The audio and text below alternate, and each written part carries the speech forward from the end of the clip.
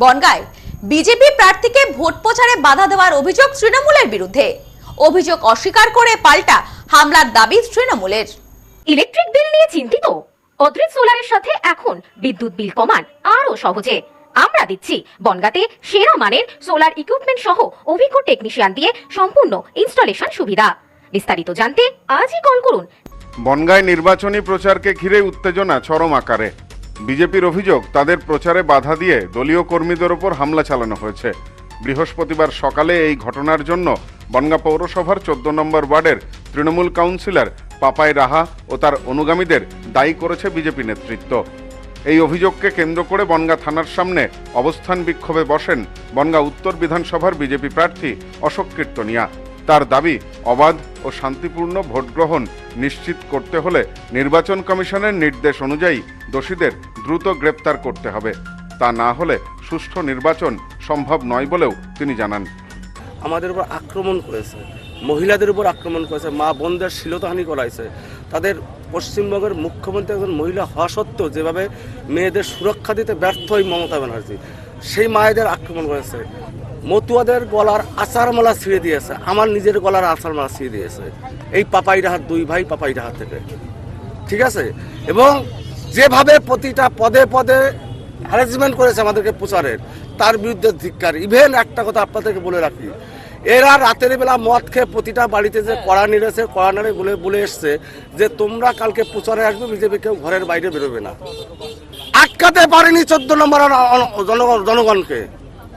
14 নম্বর জনগণ ওকে শিখিয়ে দেবে। 24-এও শিখিয়েছে, 26-এ ধূলিসাৎ করে দেবে আজকে যেটা করলো। ঘটনার জেরে এলাকায় উত্তেজনা ছড়িয়ে পড়ায় আইন শৃঙ্খলা বজায় রাখতে মোতায়েন করা হয়েছে অতিরিক্ত পুলিশ বাহিনী এবং কেন্দ্রীয় নিরাপত্তা বাহিনী। অন্যদিকে এই অভিযোগ পুরোপুরি অস্বীকার করেছে তৃণমূল কংগ্রেস।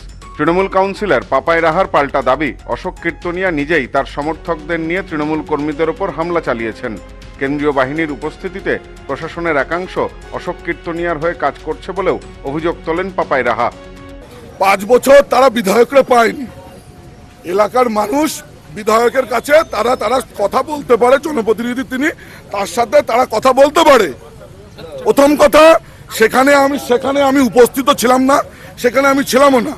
আমি এলাকার জনপ্রতিনিধি হিসেবে আমি জানতে পারি অশোক কীর্তনিয়া বাইরের থেকে কিছু লোক নিয়ে সেন্ট্রাল ফোর্স কে ব্যবহার করে, যেসব মহিলারা তার কাছে জানতে চান যে আপনি 5 বছরে কোনোদিন আমাদের কাছে আসেননি, কোনোদিন আমাদের সুখ দুঃখে থাকেননি, আপনি ভোটের সময় ভোট চেতে আসছেন কি মুখে, এই কথা বলাতে সেই মহিলাদের উপরে অশোক কীর্তনিয়া এবং সেন্ট্রাল ফোর্স এবং আমি বলছি প্রশাসনের একটা অংশ, তারা এখন নির্বাচন কমিশনের দালালি করে সাধারণ মহিলাদের উপরে যেইভাবে আজকে মেরেছে, সাধারণ মহিলাদের উপরে যেইভাবে মার হয়েছে, এর জবাব 29 তারিখে গণতন্ত্রের মাধ্যমে সাধারণ মানুষ ব্যালটে দেবে।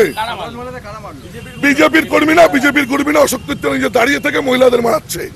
পাপাই রাহার অনুগামী বলে পরিচিত স্থানীয় এক মহিলা সীমা সরকারের অভিযোগ, তারা অশোক কীর্তনিয়াকে দুটি প্রশ্ন করার জন্য রাস্তার ধারে দাঁড়িয়েছিলেন। সে সময় প্রথমে কেন্দ্রীয় বাহিনী ও পরে অশোক কীর্তনিয়ার অনুগামী মহিলারা তাদের সরিয়ে দেয়, মারধর করে বলেও অভিযোগ তোলেন তিনি। অশোক কীর্তনিয়ার সামনে যখন আমি গেছি, উনি আমাকে এরকম ঠেলে সরিয়ে দিয়ে বলছে কি সরে যান বলে আমার গায়ে হাত দিয়ে এরকম ঠেলে দিয়ে, সবার ফার্স্ট আমাকে গায়ে হাত দিয়ে ঠেলে দিচ্ছে। সেটা হচ্ছে কি ওই বুধ ঘোষের বাড়ির সামনে মাঠের পাশে যে গলি দিয়ে বেড়াচ্ছে সেইখানে সবার প্রথম পুলিশ আর হচ্ছে আর্মি যারা ছিল তারা আমাদেরকে আটকেছে, আমরা সাইডেই দাঁড়িয়েছিলাম। যদিও অশোক কীর্তনিয়া এবং তার অনুগামীদের অভিযোগ, পাপাই রাহার অনুগামীরাই পরিকল্পিতভাবে হামলা চালিয়ে গোলমাল বাঁধিয়েছে। দুই পক্ষের পরস্পর বিরোধী অভিযোগের ঘটনাকে ঘিরে রাজনৈতিক চাপানুতোর তীব্র আকার নিয়েছে। বিষয়টি নিয়ে ইতিমধ্যেই বনগাঁ থানায় অভিযোগ জানিয়েছেন বিজেপি প্রার্থী Ashok Kirtania. Bureau report, news no man's land, Bongaon. নেউপিসি জুয়েলার্স, সম্পর্ক গড়ে দেয়। বনগাঁতে আমাদের 3টি শোরুম প্রতিদিনই খোলা।